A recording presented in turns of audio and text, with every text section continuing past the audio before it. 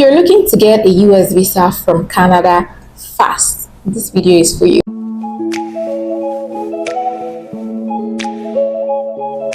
Hey guys, welcome back to my channel. If you're new to this channel, welcome. We hope that you like it here.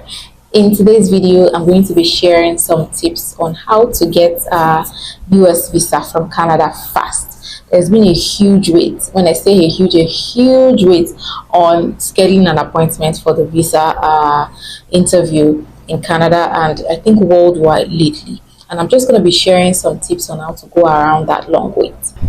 After filling out the DS-160 form, which is like the major application form for the US visa, you submit that DS-160 and then it tells you to go ahead to make the payment and then schedule an appointment, of course. As of January 1st, 2024, if you had a non-immigrant visa that expired 48 months ago or less, you may qualify for an interview waiver. What this simply means is if you've had a non-immigrant visa previously and it's expired, but it has expired only about 48 months ago or less, then you might be eligible to have the interview waived for you. However, if the non-immigrant visa that you had previously is a B1, B2 visa, then you do not qualify for that interview waiver. But if it is not a B1, B2, and it's non-immigrant, then yes, you most likely would qualify for the interview waiver. So what this simply means is if after you fill out the DS-160 and you submit the application and you pay and you try to schedule an appointment, two things would happen. It's either after you submit the DS-160 and you pay, the immigration page, of course, is going to ask you some questions about your previous visa, little bit about your travel history, your passport number, and things like that. And once it asks you for that information, it's going to decide, okay, this person will be getting an interview waiver, this person will need to come in for an interview. That's the point where you know if you're going to be going in for an interview or not. So once you fill out that questionnaire and it asks you for passports and some other additional documents, then you are not going to be required to attend an interview. All you need to do is follow the instructions as required. They have their partner courier that they use to get your documents from you and to return it back to you. So just follow the instructions as prescribed on the website.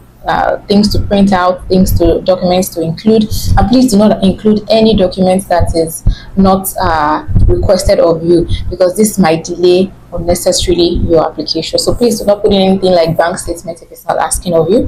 Do not put pay stubs or pay slips if it's not asking of you. Just put whatever is asked of you into the package and said it will send it down and look at your application, approve it when need be, stamp it with visa and return it back to you through the same courier. Now, if the page takes you to the appointment scheduling page, then yes, you would need to attend an interview. However, you might find a date that is probably 2 years ahead. Say you're applying in January 2025, you might find a date that's in January 2027. Do not be scared. I would say just go ahead and pick that date. Pick that date, but don't let it stop there. Once you pick that date, at intervals, log on to your profile, log on to that page and try to reschedule that appointment. Do it every day. This personally happened to me some years ago when I was trying to get the US visa from Canada. I applied and I couldn't get a date until months, over a year after, actually, if I'm being honest.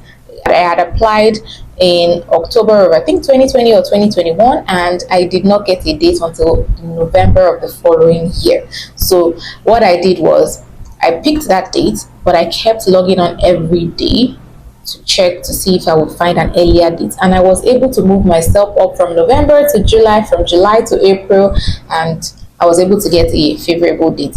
In fact, after I had moved myself up like 3 times, the US immigration people still bumped me up 2 days earlier than expected. So anything can happen. I've even had someone who picked a far date and they got contacted to come for an interview literally a week after they got contacted.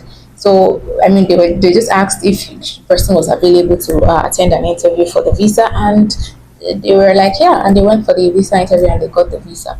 So I would say put in the application anyway, pick the date anyway, and keep checking until you find something easy. And who knows, the immigration might also come to say, hey, we have a date open. If you're interested, please come ahead and come for your interview, and then you can. So point is pushing that application. And like I said, if you've had a non-immigrant visa before, that is not a B1 B2 visiting visa, you most likely would qualify for an interview waiver, and you get your visa in about 10 days according to their website. For Canada, for Calgary, I think it's 10 business days wait time to get your visa. So please go ahead and put in your application if you want to. Do not be afraid that the dates are backed up. Have you applied for US visa in recent times, in a couple of years back, or even trying to do it now? Please let us know what your experience is in the comments.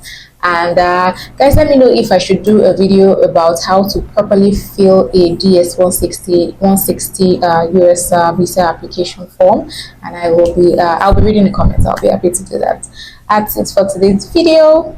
I hope that you would like, share, and also subscribe to this channel if you're new, and I will be seeing you in the next video. Bye bye.